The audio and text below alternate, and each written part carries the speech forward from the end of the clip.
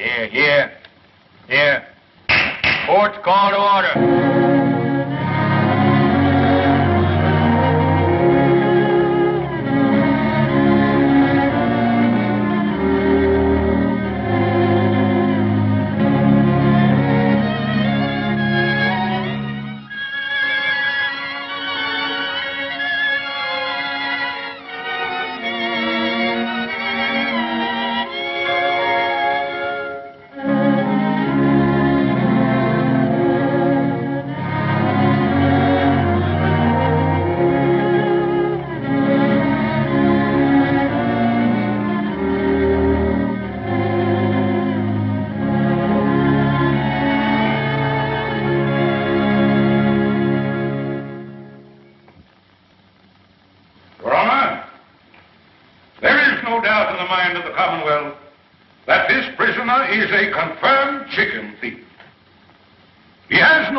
In this God-fearing community, he is a vagrant.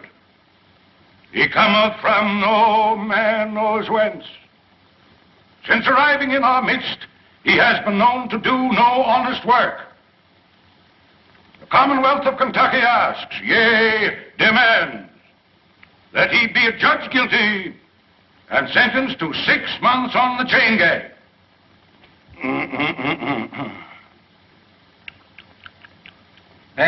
Hey, boy, wake up there. Sheriff, wake him up there. If anybody's going to sleep in this court, it'll be me. Hey, wake up. Yes, Come here, boy. There. Come on over here, right there. What's your name? Poindexter. Poindexter? Yeah. Who gave you that? Mr. Riley. Ranny? You mean Major Randolph Poindexter from down at Pine Bluff? Yes, Pine Bluff. Oh. Well, looks like you Poindexters is always getting mixed up with some chicken somehow. Hey, Sergeant, it seems like I recollect you and Major Ranny having some connection with the flesh of the fowl at one time. You're good if we didn't. You know, Major Ranny was the fightingest soldier that ever chased a yank up a tree. You know, Billy, you and me pretty near starved that day when we went foraging for a snack after the Battle of Chickamauga. Chickamauga? No, it was the Battle of Kennesaw Mountain. There's no such a thing as a Chickamauga. Oh, you're both wrong. I'm not wrong. It was the summer of '63, and we were just outside of Nashville. No, Billy's right. I remember. For wasn't I there, Mitchell? Your Honor, the Commonwealth objects to this digression. Now, Senator, you know, now the point is that the Major, he acted the part of a gentleman and a soldier, and he removed the temptation from out of our path by eating up all the fat hens in the whole bunch and leaving us nothing but a lot of old skinny Dominick roosters. You remember, boy? Come to think of it, Billy, they were Plymouth Rocks. There was no such a thing. There was Yankee chicken. There was Rhode Island Red. But I know because I could no, touch the Plymouth Rock. Yankee. There was Rhode Island Your Honor! Dominick. Your Honor! It was Dominick. Is this a court of law? I know that. I ask you, is this a court of law? Now, Senator, I don't get on your high horse that way. You know, we ain't in a great big hurry, but, incidentally, what do you charge with there, boy? Nothing, Judge, but I wasn't there them chickens showing up. Just fishing. Fishing? Where was you fishing? Down Sleepy River. Ain't no fish in Sleepy River. Oh, sir. Ain't neither. Full of catfish. Talks right, Jimmy. Yeah? Sure is, white folks. I catch bull-ass catfish in there that long. There's your proof he's lying. Here, come here. What do you use for bait? Oh, I got a hunk of beef liver. Beef liver? Yeah, I have to take the That's beef good. liver and put it on the hook and chunk it out there. Let them have the first piece for nothing, see 'em. Then you put some more on that and chunk it out there and then they think they're going to get that for nothing, and you catch them long as you got to live. And I go down there all the time, and I don't care nothing but that live. I just but the coming on. Yeah, I remember. Oh, down there. I bet it must have been how long? Yes, sir. So nice. I got to take down the judge's clothes. Got to take 'em in the house. Yes, Lord. Got to get out that old ironing board. Fix 'em up for the judge to wear. Yes, Lord. That's what I was going to do. Praise the Lord, Mr. Room. Is you a hand or is you ain't? Hi, Aunt Dilsey. How come you here? The judge say you up there at that college learning to be a lawyer, man. Aunt Dilsey, I got stomach trouble. Lord help you, white child. What them Yankees been feeding you? Not a darn thing. That's the trouble. What have you got for supper? Mr. Rome, you stay here. Us is going to kill the high-stepness rooster in the yard and a great big bowl of milk gravy and grits. And waffles? Don't you worry none, honey. You's home now. Mr. Rome's home. Mr. Rome's home. Mr. Rome's home. Hey, Uncle Billy! Hiya. Well, if it ain't Rome. Well, salt me down. What happened up there? Did them Yankees kick you out of that law school, huh? Sure they did, with a diploma. You're now looking at a full-fledged member of the bar. Let me look at you. Full-fledged, my gizzard. Yeah, lawyer. You know, you better get your britches half sold, because you're going to sit around a long time before you get your first client. Well, I don't mind, Uncle Billy. You know what happened to me before I got my first client, don't you? Lord, I sat through 2 Republican administrations before I...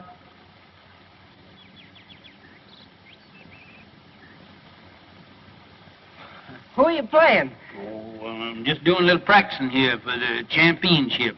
I got Jeff here. He's doing the retrieving for me. Me and Herman Felsberg is going to play against Jimmy Bagby and Doc Lake. 2 of them balls down there, will you, Jeff? 2 again. Mm-hmm. Remember the last time? I'm going to show you what had happened to Jimmy Bagby now. If he's, just want to show you how far I can... Ooh, look at... Look at them Yankee shoes you got on there, Jeff. Look at that. Yes, I never seen shoes with buttons on them before. I seen pants, but... Oh, say, that's fine.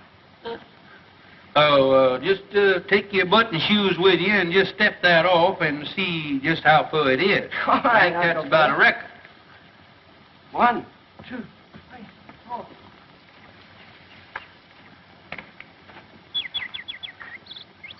Hello.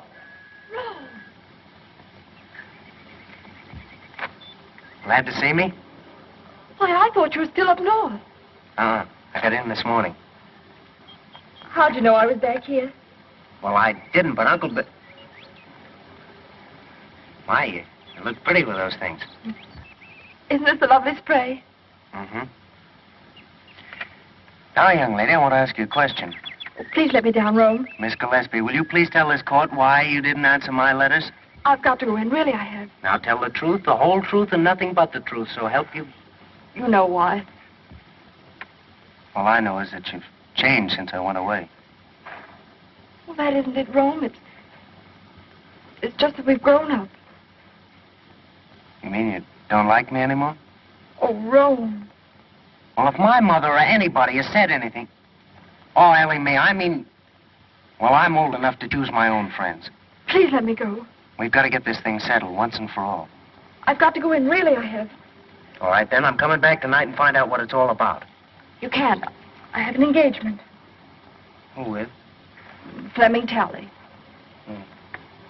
Well, how about tomorrow night? Oh, Rome, it's no use. All right. That's the way you feel about it? You can sit right there till we understand each other. That's all right. That's all right. We don't need no more practice for them old men. Besides, that exertion calls for a julep. Yes, but you gonna wait for that young gentleman for you. Wait for him? Uh, Unless young folks has changed since I was skirmishing around.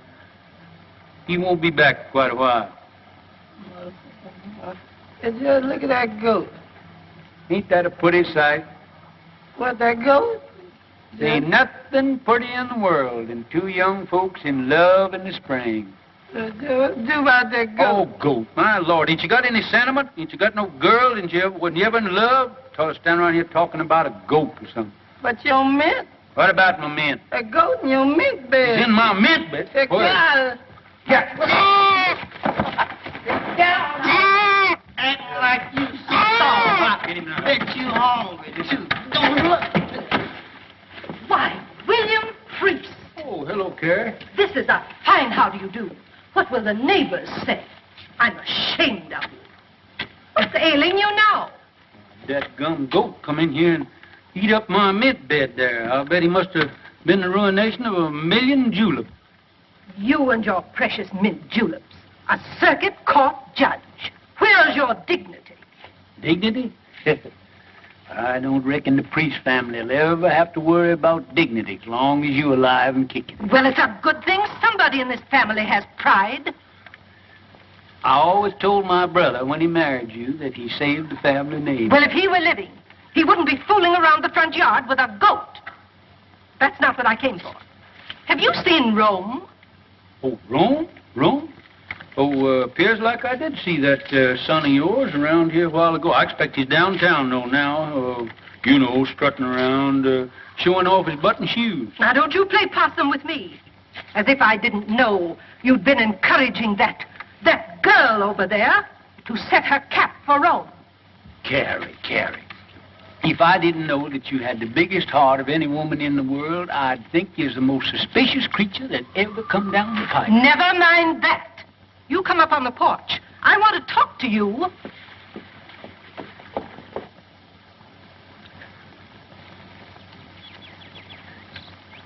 If I'd have known that's the way you felt about it, I wouldn't have hurried home so fast. I'm sorry, Rome, but after all, you have your career, your family, and everything in the world that matters to you right here. I don't think you care what matters to me. That's not fair, Rome. After all, I'm only telling you for your own good.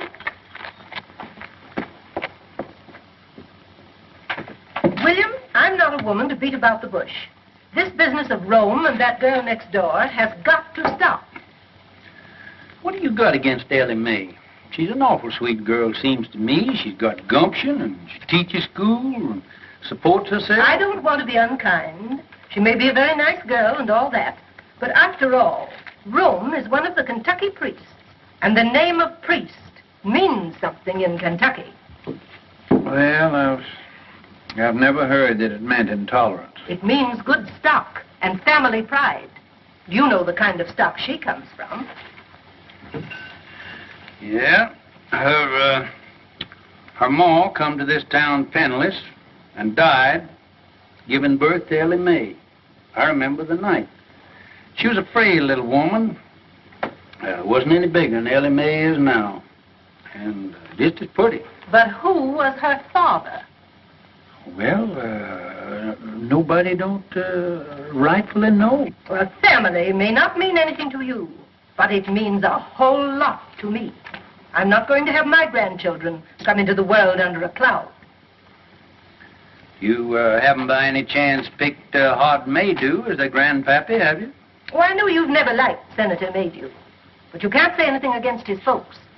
They've got money, they're an old family, and Virginia's a lovely girl. She's always been crazy about Rome. He could do a lot worse.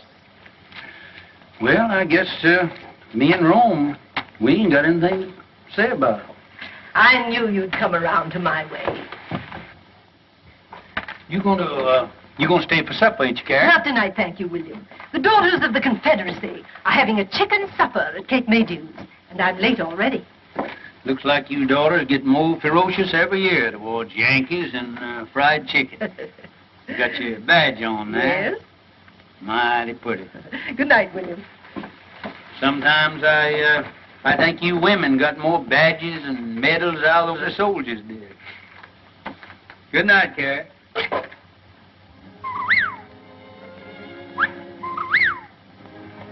Listen, that old whippoorwill calling his mate. Him and his kin has been nesting around here for nigh on 30 years. It's a lonesome kind of sound, isn't it, Uncle Billy? Tis so. You know, the good Lord never meant for nobody, either man or bird, to live by themselves. Uncle Billy, why didn't you come and live with us after Aunt Margaret died? Oh, I never could stand your mom's cooking.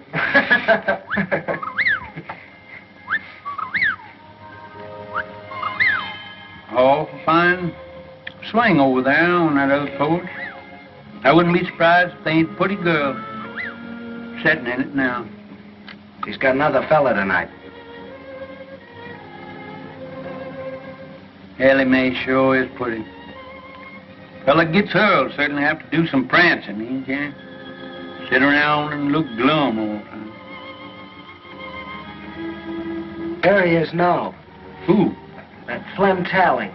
The barber? Yeah. Gives off a poor shave. Whoa. Whoa, Bert.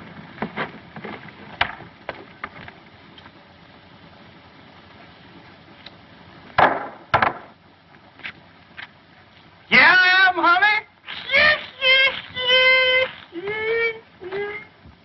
Here's the news.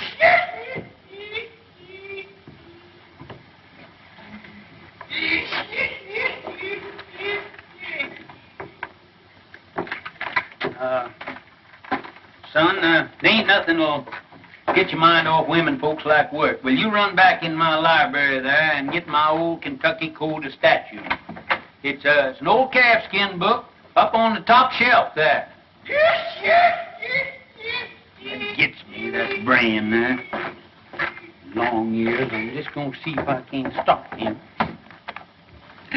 Gabby Rives and Joe Herringer, you know, the boys that work for me down at my barber shop. Well, they comes to me tonight and wants me to go over to Old Town. Some high-flying gals over there. But I tells them no. I can have all the fun I want right here at home. Now, guess who I was talking about? Couldn't I make you some lemonade? Lemonade? Sure, honey. And I got something to sweeten it with. Right out of the mountains and kick it like a mule.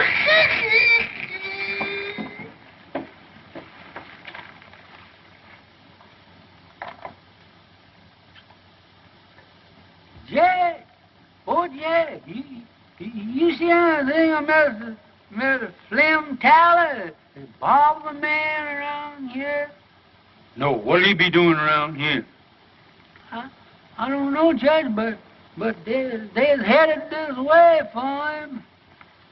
What are you talking about? Who's they? Some lady's pappy, a 2-barrel shotgun. He said Mr. Tally's been messing around. He sure is in a killing mood. Well, you mean that he's going to annihilate him? No, sir. He just going to shoot him. That's all. Well, there ain't a thing that I can do about it.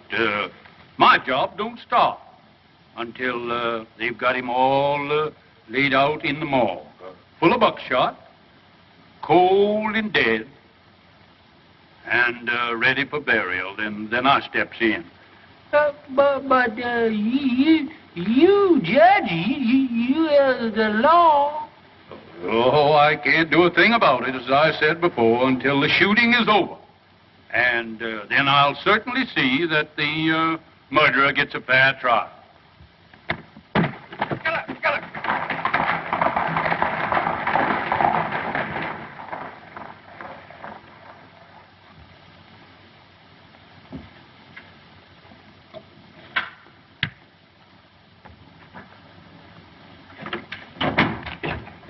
Uncle Billy, I couldn't find that book anywhere. What book? That Kentucky law book. Oh, maybe I didn't have one. Ellie Mae is waiting for you over there. What? How do you know? Are you sure? Now, don't be standing here like a jaybird gawking when I tell you she's waiting. Go on out of here and go.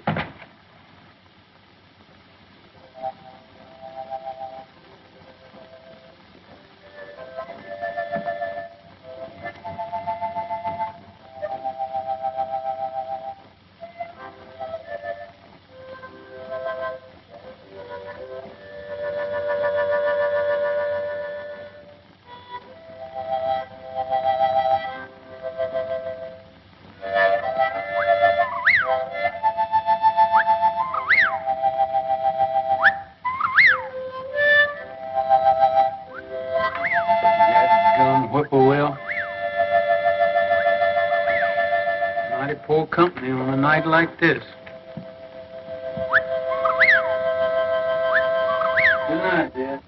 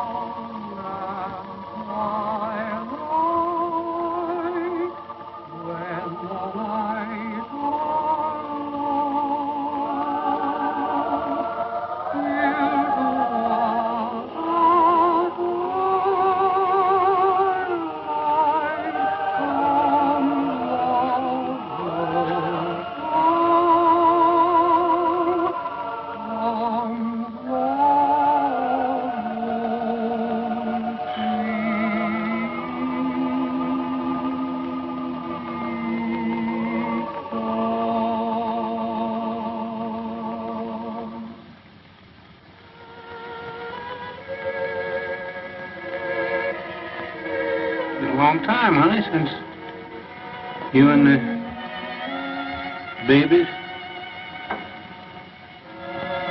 went away.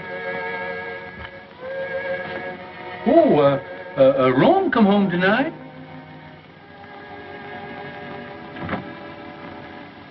Little Robert E. would have been. He'd have been just the same age as Rome is now.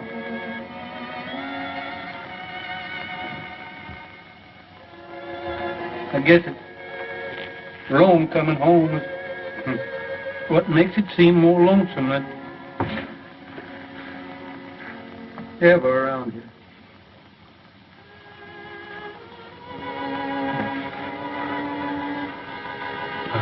Honey, you know that fella that he enlarged that tin type, he sure did a pretty job. I wish you could see it, honey.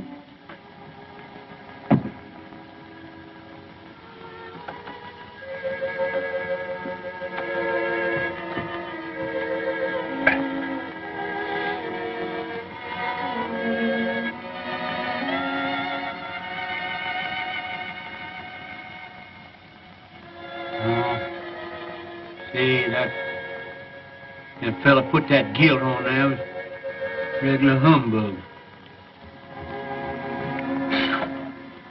Got to get that fixed.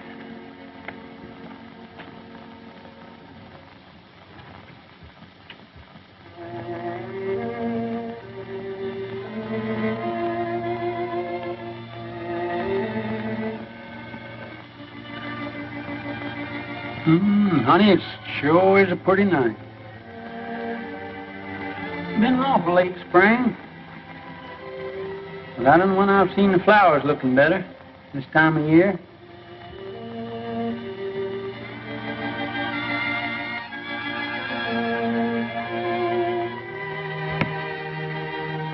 People are funny things. got the eye set on something. Rome, he's got his eye set on Ellie Mae, and Carrie, she's got hers set on old Hard Maydew's daughter, Rome. Old Hard, he's got his eye set on my job. Some of them's gonna be disappointed. Them honeysuckles sure do smell sweet. Seems like I just can't get my nose full enough of them.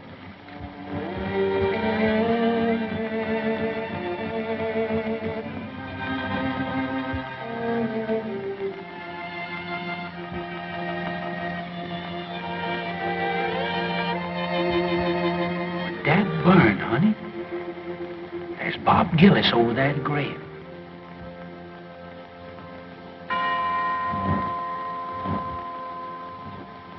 It's at Ellie Mae's mother's. You're a pretty boy, though. Yes, sir, you is. Hi, Jimmy. Hello, Billy. What are you doing there? Figuring on getting called to the colors again? Hello, Gillis. Well, Never know what them Yanks is going to do. We licked them once, and I'm keeping old Deadeye ready in case we got to do it again. Say, better look at old General Forrest there. Think he's gonna need a little shoeing pretty soon. Well, I'm mighty busy right now, Billy, shoeing them two horses over there. Hey, Bob, we better take a look at the judge's horses, some of them.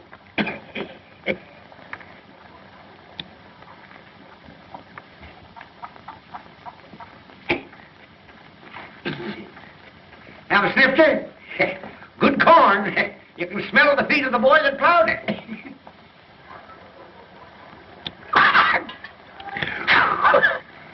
That breath of yours is like a hot mince pie. Where you going? Going fishing.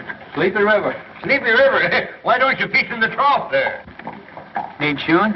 no, all right for a while yet. Say, bad scar you got there. Bullet? Yeah. Get that in the war? No. Folks say you come from up north. Must have got that up there.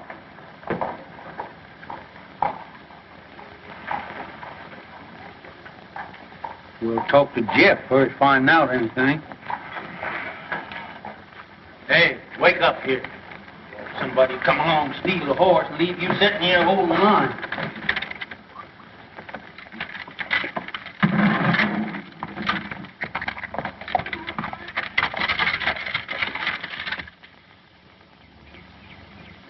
All right, come on with that beef liver now. The bait is in bait bag. Always keep it in head Hurry up now. and liver. Oh, gee, don't tell me you ain't got it. Look like that liver done walked off by itself. Lord. Here. I'm going to catch any catfish and ain't got no bait.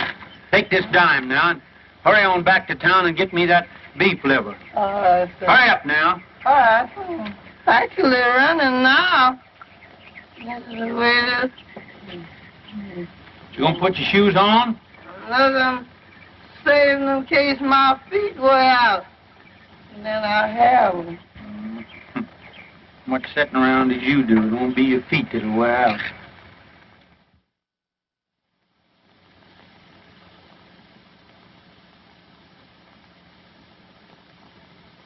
Master Jesus wrote me a note. He wrote it on the wall. He tell me to put on my Sunday clothes, for he's coming to fetch me soon. Master Jesus wrote me a note. He wrote it in a star. Say he gonna wash me white as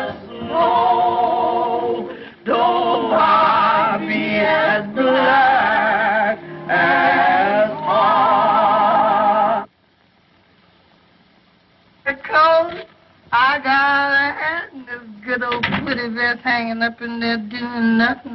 By Graham!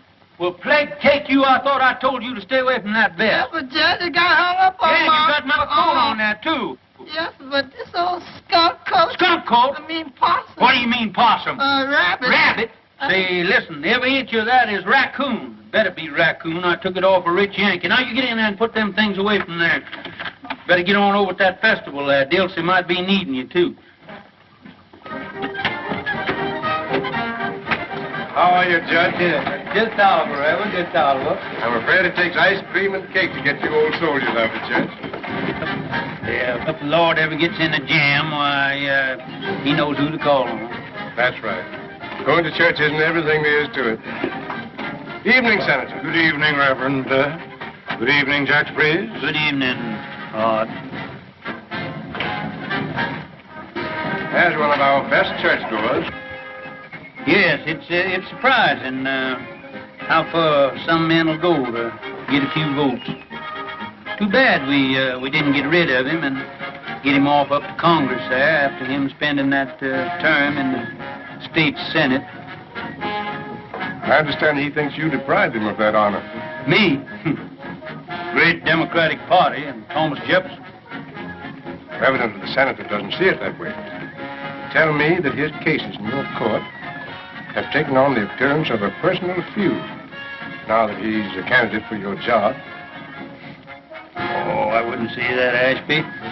But I am going to have to get out and do some mighty tall electioneering, you know. He's a spellbinder in a silver tongue from way back. I'm just an old country Jake who kind of a baby kisser. I ain't got much to offer the boys in the way of rhetoric. I understand he doesn't approve of your grammar. My grammar. First thing I learned in politics was when to say ain't.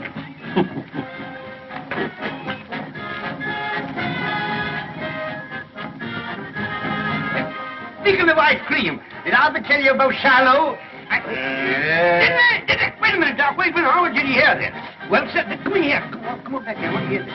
It was the eve before Shiloh, and them orders had to get across the river to General Beauregard. What did I do? I took off my clothes and I stuffed the orders in my mouth and I plunged in. It was pitch dark. Well, sir, I was going... Good evening. Swimming again, Jimmy? Where was I? Where was I? Right in the middle of the river. Yeah, yes, sir. There, you're swimming in 12 miles to go yet. And there I was, swimming and swimming, diving under and around Yankee gunboats all around me, surrounded by Yankee gunboats, and me dodging them right in... Gunboats? Yes, Putting them gunboats in there is a new tax, ain't it, Jimmy? Now, Rome.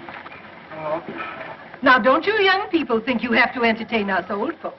That's right. Run along now. They're getting ready for the candy pull. Perhaps Rome has other plans. Oh, no, he hasn't.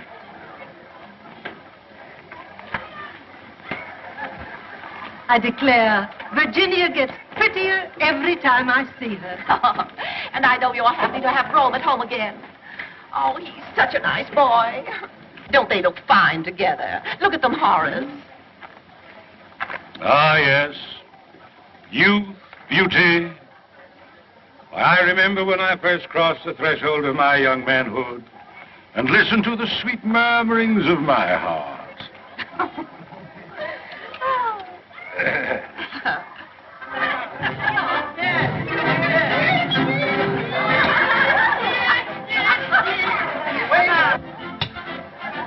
Double portion, please. You have a full portion there. Oh, but we can pay for it. Can't we, Ro?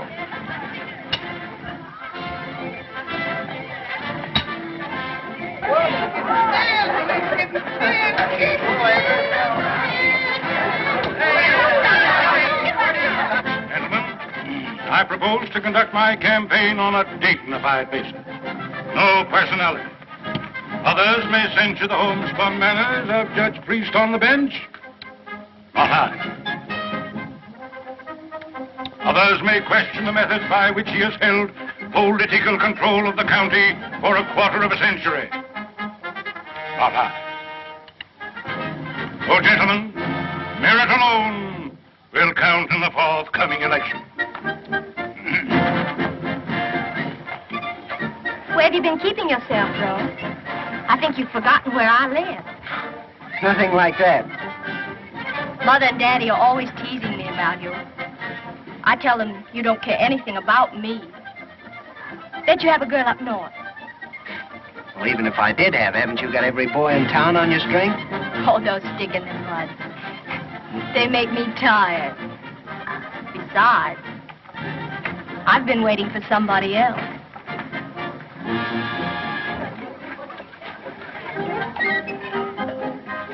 Attention. Say, what's the prettiest gal at the festival here, moping around back here by herself, huh? You want some taffy, Judge? I ain't much of a taffy puller.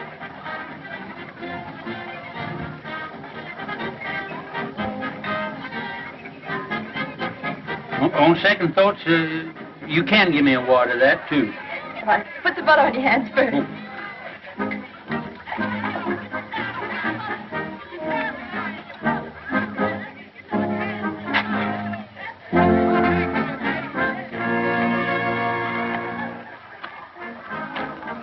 Oh, Uncle Billy.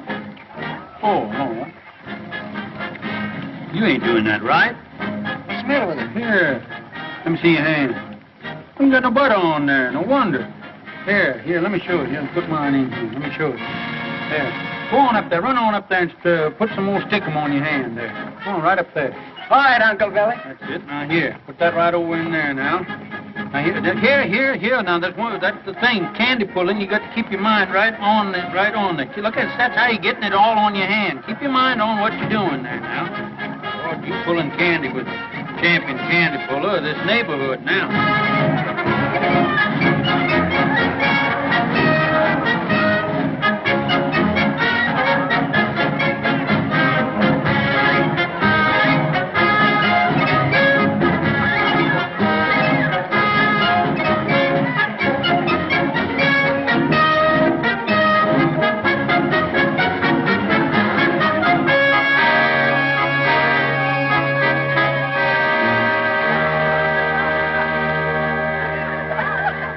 This is your fault.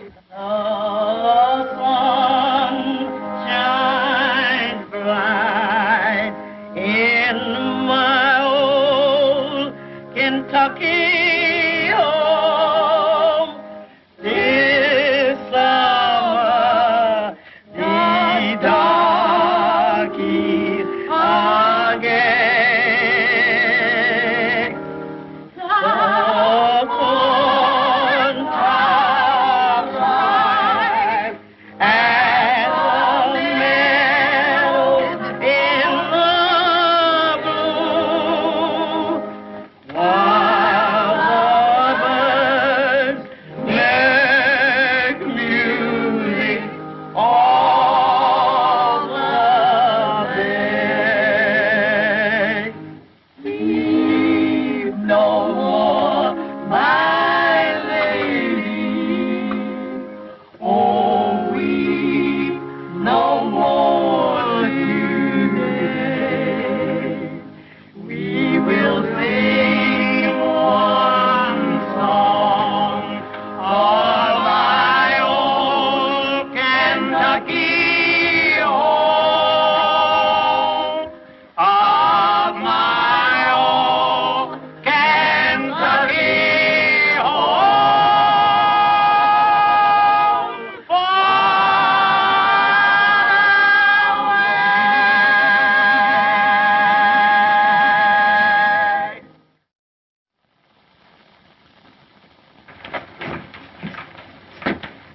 Morning, everybody. Good morning, Judge. You next.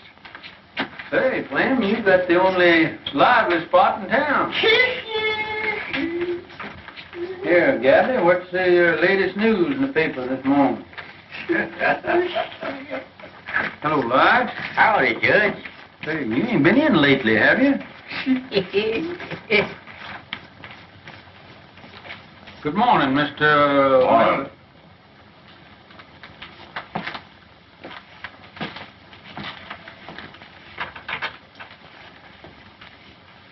Say. Yeah. Oh, Flem, here she comes.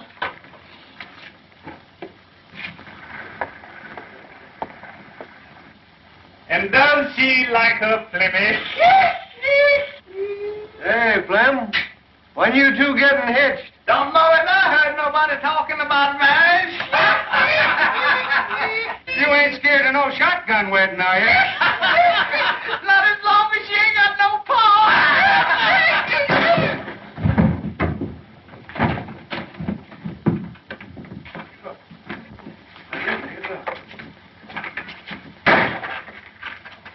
Say, that fellow's going to make himself mighty unpopular around here. That's right, Judge. Yeah. There's about 2,000 male citizens here that's going to be mighty sore at him. Yeah. When they find out that he punched you in the jaw before they could.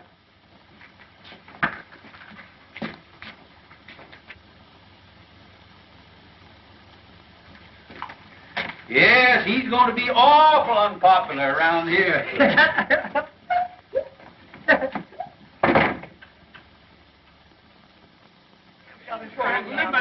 We're not licked to the last shots fired. You ain't going to have no excuse. I got the grounds in All right, good shape. yeah. You choose up with Billy.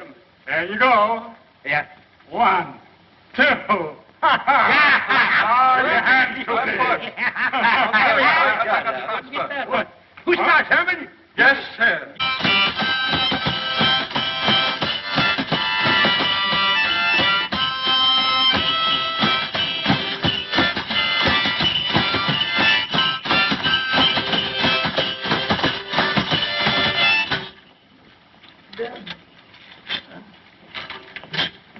My wife and I live all alone in a country called our home. Don't put enough in that, just like mother and dad.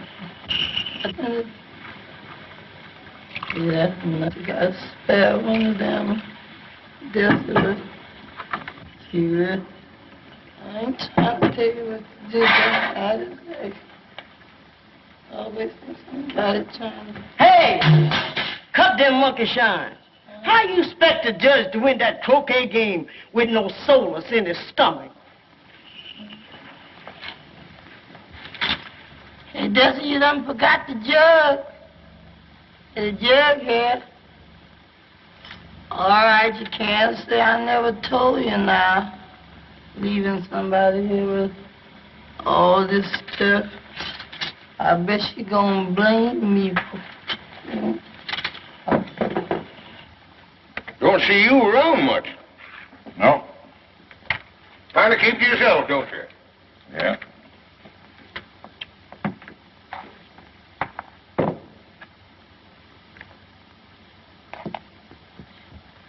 Joe, get some more beer while I knocks with that 14 ball down there in the corner. I'll pay for it. Hey, Flem, Gillis is out there. Yeah? Yes. Come on, let's get it. No, hold your horses now. He'll be heading to you in a minute, going home. Fellas with me? Sure. Sure with you.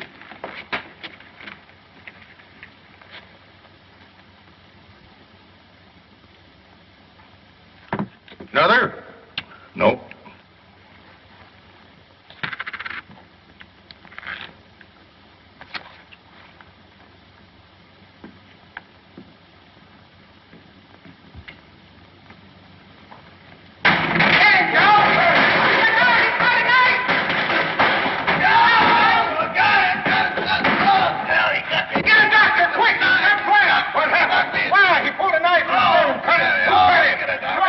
He cut Flem. We saw him. With the knife? Yeah, we saw him do it. Look at that.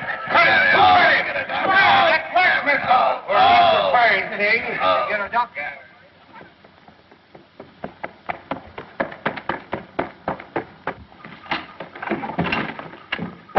Hey, Uncle Billy! Uncle Billy! All right. Uncle Billy, I got this report. You dead on me. Oh, no. You ain't dead on me. When you get out of here. You already out of the game. Get out. You're out. Get out of here.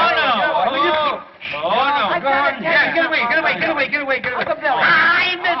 He missed it. Rome, please, will you? Ain't it? Wait till this is an important game here now. Keep still. We're tension. Let me talk to you. Golly, I don't see how the South ever lost the war with a guy that could argue like you did. Uncle Billy. What is the matter? You've already made me lose the game. Uncle Billy, I got a client. Oh, who is it? What's the matter with him? Gillis, you know, Mr. Bagby's man. Huh? What's that, Bob Gillis? What's he doing? He cut up Flem Tally. Yeah? And right after he gave himself up, he sent for me. Well, I'll be kicked by a mule. Did he cut him bad? Well, I can't tell yet. Gee, Uncle Billy, he sent for me. It'll be the biggest case in your whole court session, and I'll be defending him. Well, I wouldn't gloat too soon now. Oh, don't you worry. Hey, Ellie Mae! Yeah, I'm going to get down to the jail and see what that fellow's got to say for himself. I'm going to see Yeah, Charlie. darn robbers, they robbed us out of that, Herman. Now, you better get on down there with me because you're liable to get a chance to go as bail. Ellie Mae! Ellie Mae, I got a client. Oh, Rome, I knew you would. Come on over. I want you to talk to Uncle Billy and tell you all about it. That sort of novelty, Herman. The barber getting cut up. Whoever cut him up couldn't have cut him much if they used the barber's razor. Where's Rome? I won't have it, that's all. He's getting mixed up with that kind of people. Oh, what's he done now? Well, he's done enough. Mother, what's the matter? Something wrong? If you're in the habit of discussing your affairs before strangers, I'm not. Well, Ellie Mae's not a stranger. Excuse me, Rome, I'll go. No, wait. All right. I have nothing to hide.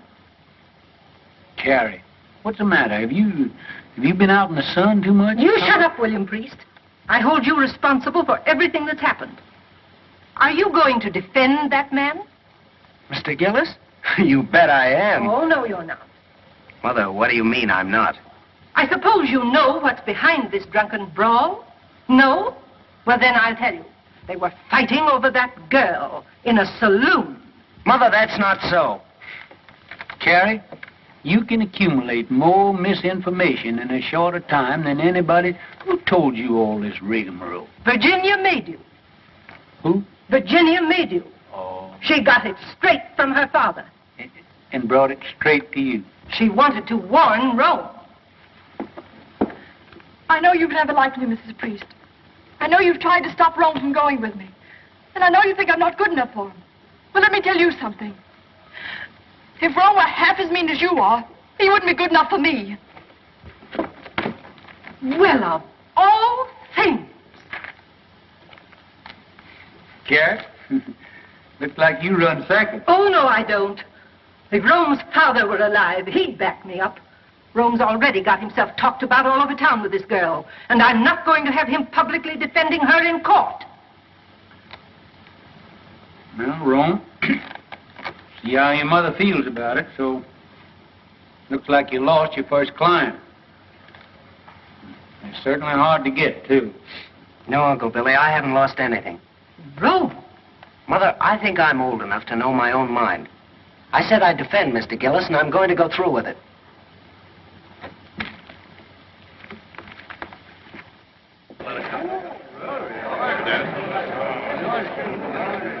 Right this way, Reverend. Have that chair there, please, sir. Hi, Reverend. Hi, Lou. How are you? Hi.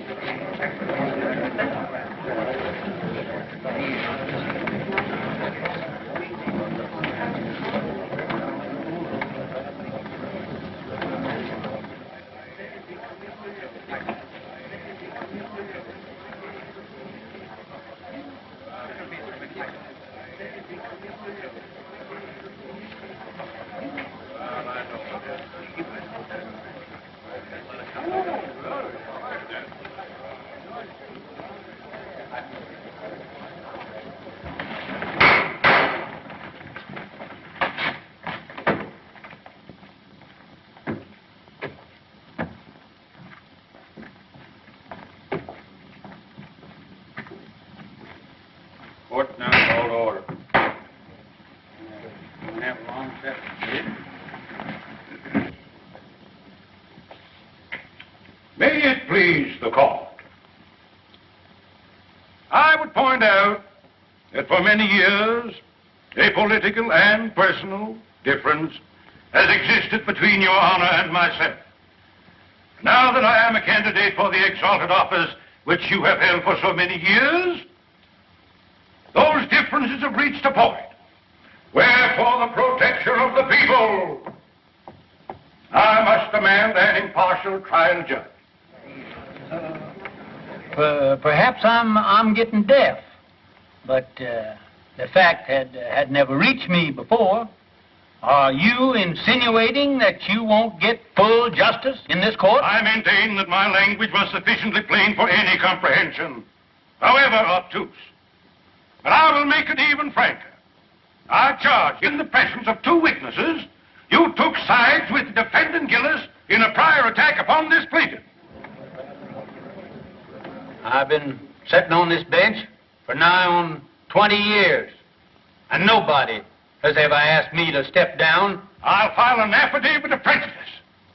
That won't hardly be necessary. Then I call upon you, Judge Priest, to vacate the bench during this trial and yield your place to a qualified judge.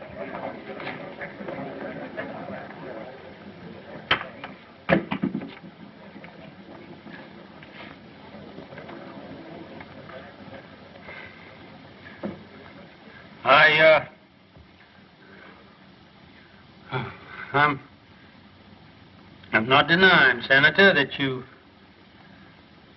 kind of took my breath away. I guess I had just sort of got the habit that I was took for granted here on this bench. Gosh, I was put near raised in this courtroom. When I quit fighting, 65,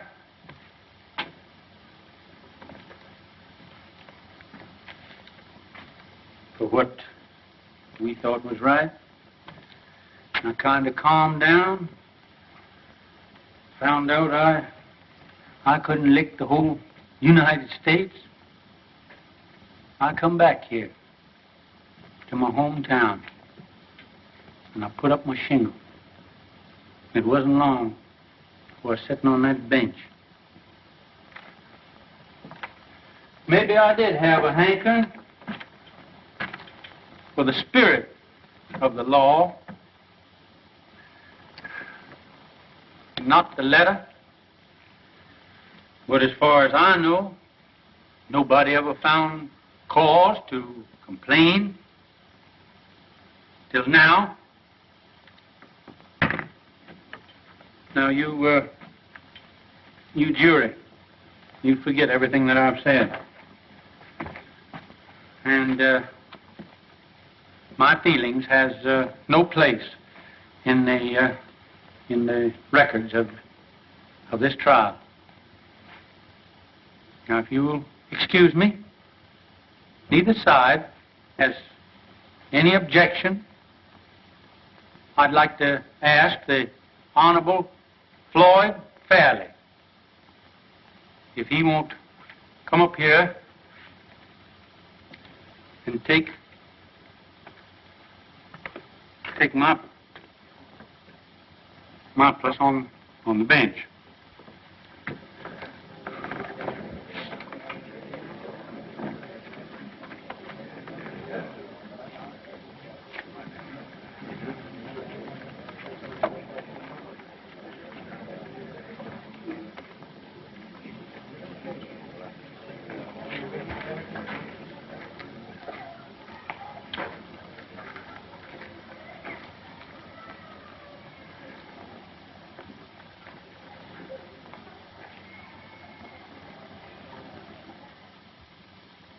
Well, what happened then?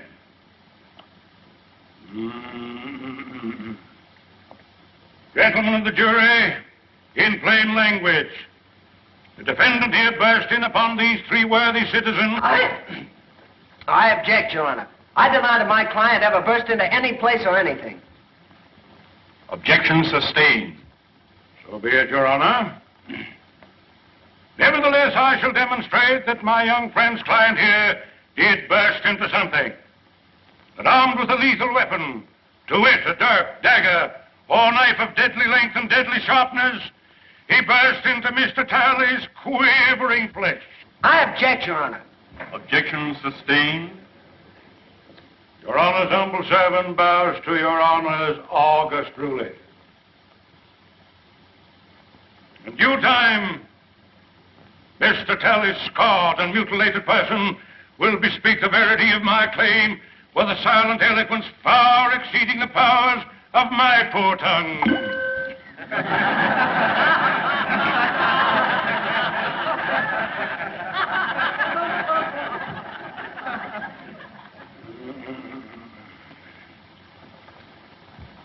We was playing bottle pool when he come in and attacked at me. Didn't you attack him with a billiard cue? Not until after he come at me with a knife. Well, it's just like Flem says. We wasn't paying him no mind until he come looking for Flem. But weren't you three all armed with billiard cues? Well, never heard of nobody playing pool without him.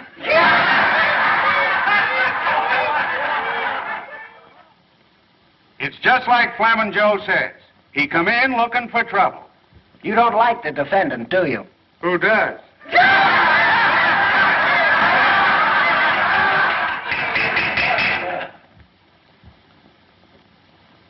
Your Honor, the defense is through with the witness. I should think my young learned colleague would be glad to be through with the witness. Your Honor, the prosecution rests.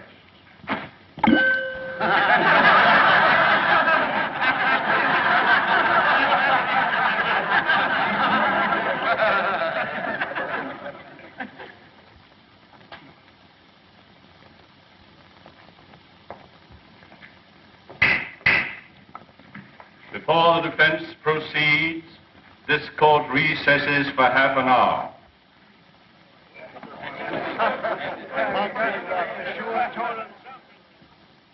I don't know why you did it, Mr. Gillis.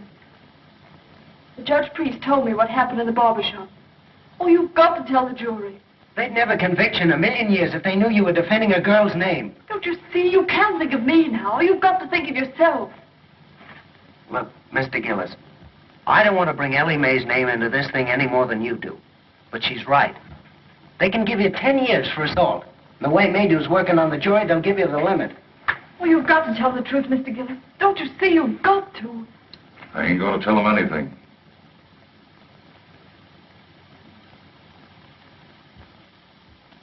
Yes, sir. Talley lied all the way through.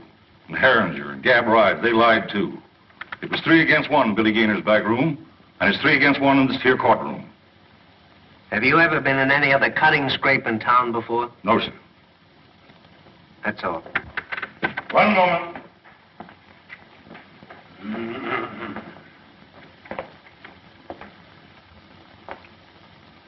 Where do you come from, Mr. Gillis? I ain't a saying. You aren't exactly what we Southerners would call a sociable person, are you? I mind my own business. Precisely. Except when you go looking for trouble. I don't go looking for trouble. But I ain't the one to run away from it. How long have you had a grievance against Mr. Talley? We had a run-in a few days before he jumped me. Oh, run-in, eh? And what was this run-in about? Well, come on, tell the jury. What did you hate him for? I ain't a saying. Then you didn't have any reason for knifing. I didn't say that. Well, make up your mind. Why did you hate him? I ain't a saying. Your Honor. Anything further? That's all, Your Honor. The defense rests.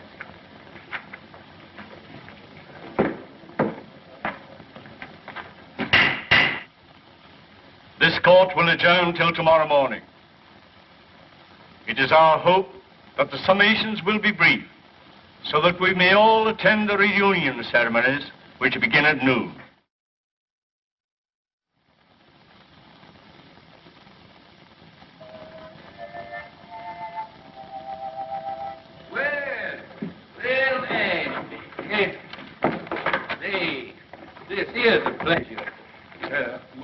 I don't get the chance to do this often. You certainly does me honor. Here, Jeff, make the Reverend comfortable there.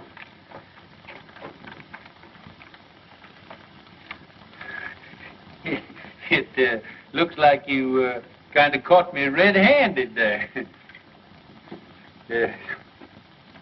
Could I, kind of inveigle? Been a long, tiresome day, and it's mostly mint.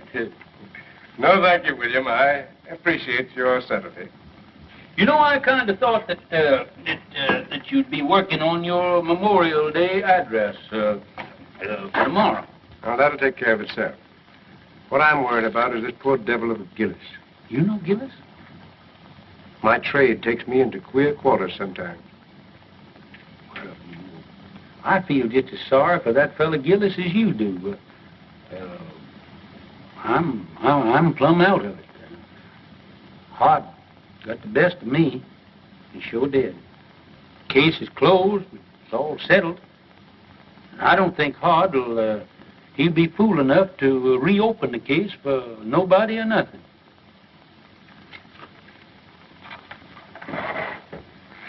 William, I have a duty to perform. A Christian's duty. I'm going to violate the sacred confidence of another. I'm going to break a pledge of secrecy because it's the only course that I see that lies before me. I'm listening, Ashby. 25 years ago, the judge is sure been hard misery. Reckon folks ain't been acting just right. Maybe his stomach's been complaining and he needs a toddy this night. Yes, Lord. Yes, Lord. 'Cause tomorrow he's got to be like Mr. Samson, saving Daniel from the lion's den. Saving Daniel from the lion's den. Yes, Lord. Yes, Lord. The judge could do with a toddy right now. Yes, Judge. Yes, they'll see soon as you catch me some men. Oh, Jeff. Jeff. Come on, hurry up here. Come on here when I holler at you. Where you been? Well, I was... Hey, listen, you want to earn that old coonskin coat of mine? I can have that coon coat, Judge. Thank you. Yeah, wait a minute. Come back here. You can if you do everything I tell you to. Do you know a gentleman by the name of Mr. Hart Maydew? Yes, that mean man, that coat house. Yeah. Well, now you see that he gets that, but don't you let him know how he got there. That's see? all I got to do. Yeah. Thank Say, you. wait a minute. Can you play Dixie on that thing there? With that coon coat, yes, I played Dixie with Marching Through Georgia. Way ahead. Marching Through Georgia. Yeah. I got you out of one lynching. Yes, but for that coon coat, I know that I was going to Get you playing Marching Through Georgia, I'll join the lynchers.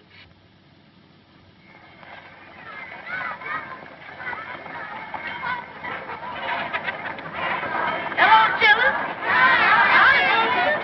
What do y'all got in your basket? Oh, the chicken. Well, that's just what I got. That's what the judge likes.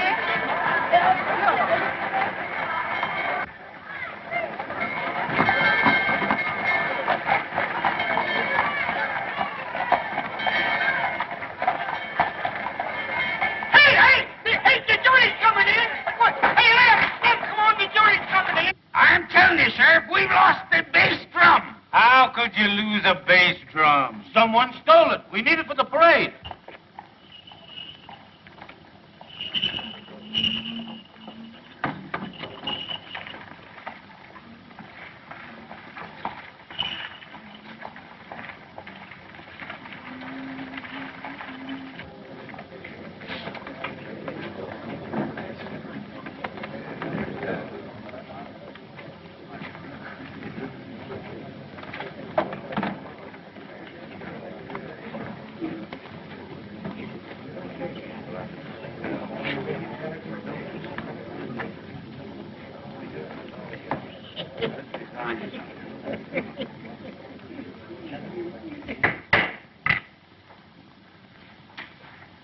You may begin your summation, Mr. Prosecutor. May it please, Your Honor. Since adjournment yesterday, certain information has come into the hands of the Commonwealth, which, in the interest of justice, impels me to reopen the case. The Commonwealth desires to recall the defendant Gillis for further cross-examination. Very well, Mr. Maydew. Proceed. Robert Gillis, take the stand.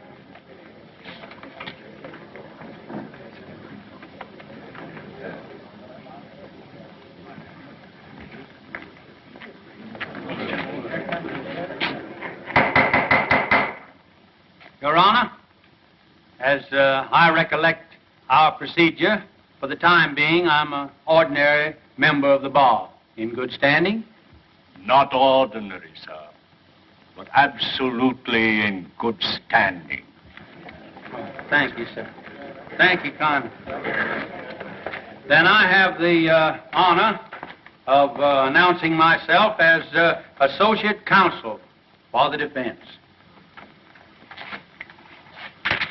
Seeing as the case has been reopened,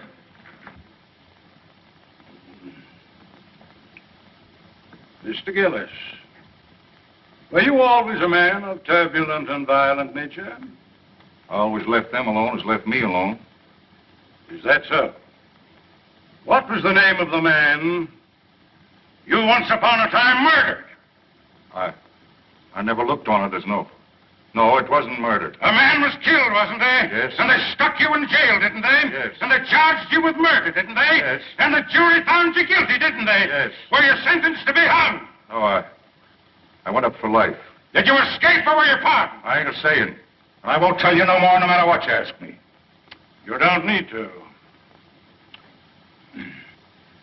Judge Priest, your witness. no questions, Your Honor. But, Uncle Billy, hasn't the defense any evidence to offer in rebuttal, Judge Priest? One character witness, Your Honor. Mr. Clerk, will you kindly call Reverend Ashby Brand?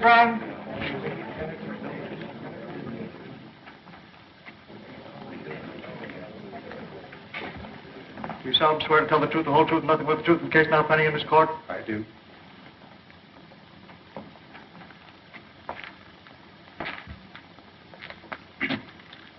Reverend Brand, before you come to this town, what was your occupation? In my early manhood, before I took holy orders, I had the honor to be a captain of artillery in the late war. In the War of the Rebellion? No, sir.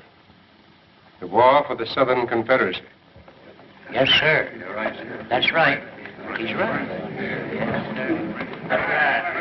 My error. One moment, please. Your Honor.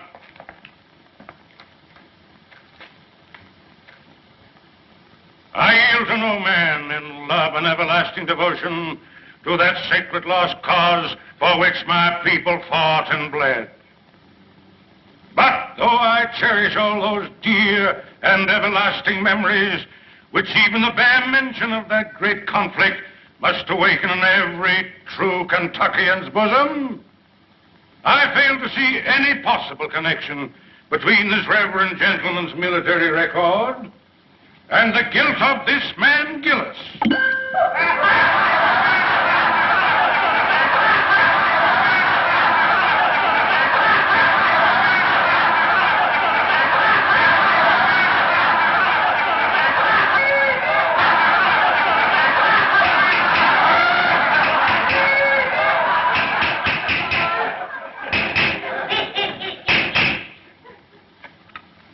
I think the court will commit no grave legal error by allowing a minister of the gospel to tell his story in his own way.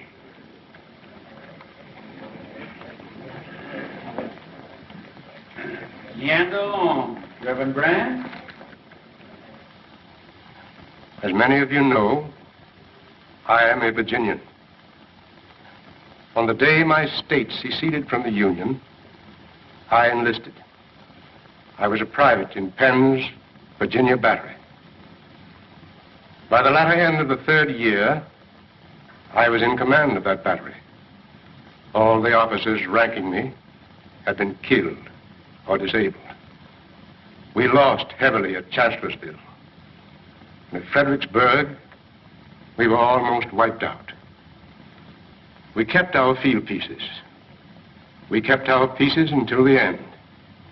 But we had not sufficient men to man those guns, nor anywhere to turn for more men. There were no more men left to come in. The Confederacy in '64 was robbing both the cradle and the grave for cannon fodder. Well, sir, I got temporary leave and went to Richmond to see our war governor. I said to him, "Sir, I've come to you to ask for men to serve my guns." He laughed and said, "Tell me where they're to be found." I said, "Among the chain gangs from the state penitentiary." He said, "You've come too late, young man. I've freed every convict that might conceivably be trusted with freedom. There are left only the lifers, and I dare not turn them loose. They are working under guard, building defenses for you to fight behind." He opposed me, but I argued with him. Finally, I won. He gave me authorization, signed it, and with his own hand affixed the seal of the sovereign state of Virginia. I rode back to the line, sir, and I found my chain gang. I told them to drop their tools and line up before me. I told them, if you go with me, you go to face a hell of destruction and suffering and death. But I said, if you do go, you go as free men, as soldiers of the Confederacy. Your past will lie behind you, and your future, if you survive, is in your own hands. And I promise you this much: if you stand fast, if you do your duty, if bravely and honorably you acquit yourselves as men, then such of you as live through to the end, and some of you will live, are not to come back to this. It's for you to decide. Those who remain behind, stand fast. Those who come with me, advance one pace. Gentlemen of the jury, I tell you, they came at me like a wave from the sea. Every one of them. And as time went on, they won for themselves the name of the Battalion from Hell.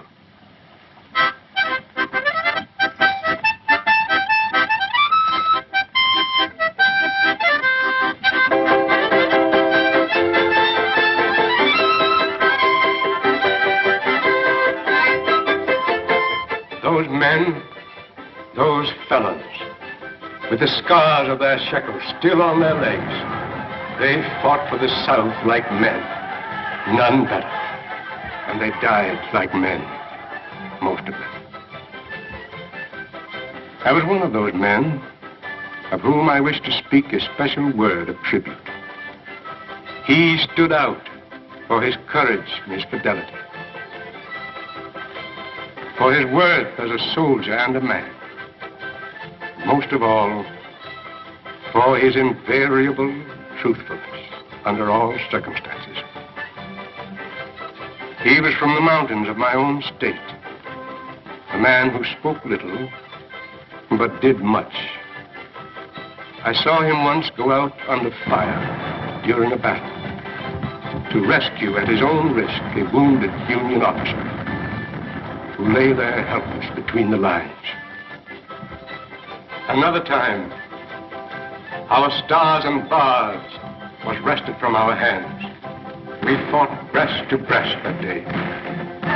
This man of whom I'm speaking threw himself on a riderless horse and rode into the thick of it, and by the grace of God, came galloping back from the jaws of death. Our colors clutched in his hand.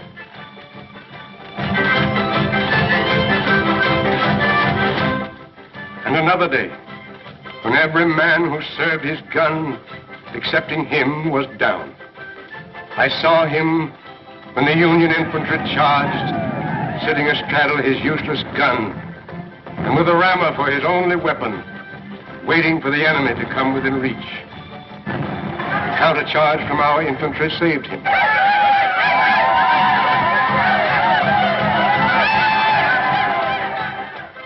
But he had stood fast, and he was alone. After the surrender, I kept his secret, and kept it to this very hour. Though I've seen him daily at his work, watching over his daughter, providing for her education through me, and all unknown to Ellie Mae.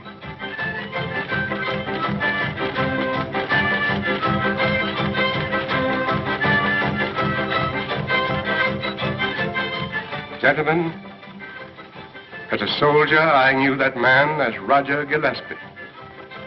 You know him by the name he now wears, Robert Gillis. Hooray for Jeff Davis, the Southern Confederacy has won!